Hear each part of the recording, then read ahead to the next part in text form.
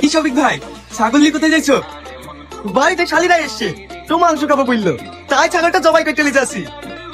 অল্প করে কিছু মাংস দিতে পারবা? না ভাই, পারবো না, আমার বাড়িতে অনেক কুটুম আছে। তাহলে আর কি করবো?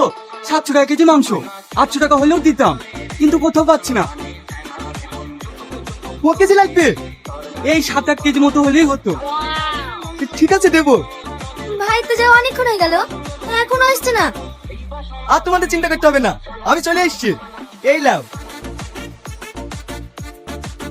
কি গো, দেখে মাংস কই? কি তো চামড়া? ও মাংস বিক্রি করে দিছি, কেজি প্রতি 100 টাকা করে বেশি পেয়েছি। আজ ভালোই লাভ হইলো। তাহলে বাড়ির জন্য নিয়ে আসুনি? এই তো ক্লিয়ার করা যায় না, ভালো করে দেখ, বাড়ির লেগে কত কিলো এসছি। চালাকি করে চামড়ে মাংস লাগিয়ে এসছি, আবার 4টে ঠ্যাঙ্গলে এসছি। আর আব্বা আমার এখন বয়স হয়েছে, এখন ক্যালসিয়ামের দরকার, এই ঠ্যাঙ্গুলো কাউকে দিইনি। কি বলেন আব্বা, ভালো করে নি? ই তো জামাই না, মাথার জোর তো না। কি বলতে চাইছিলে সেটা আমার মেয়ের বিয়ে দিয়েছিল। কি হলো আব্বা, জামাইয়ের প্রশংসা করছেন না? হ্যাঁ, ঠিক করেছো।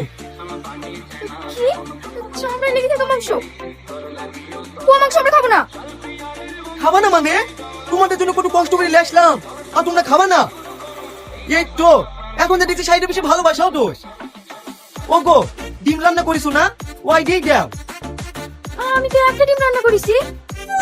তো খেলি আর পারা যায় না, এই শোনা লিয়াই, আমি 4 ভাগে ভাগ করে দিছি। ও ডিম আমরা খাবো না। হ্যাঁ জামাই, তোমাকে আর কষ্ট করতে হবে না, আমরা এখন বাড়ি যাবো। হ্যাঁ, আমাকে আটকে দিলেন তো, একটু যে মন গেলে আপনাদের খাতে যত্ন করবো সেটাও করতে দেন না। ঠিক আছে আব্বা, এবার আপনারা আসলে আপনাদেরকে হরিণের মাংস বেশি খাওয়াবো। আর শোনো, তোমরা কিন্তু খেতে পারলা না, পরে জেনে বুঝলো না দুলা ভাই কিরপন। এই বাড়িতে জীবনে আসলে তো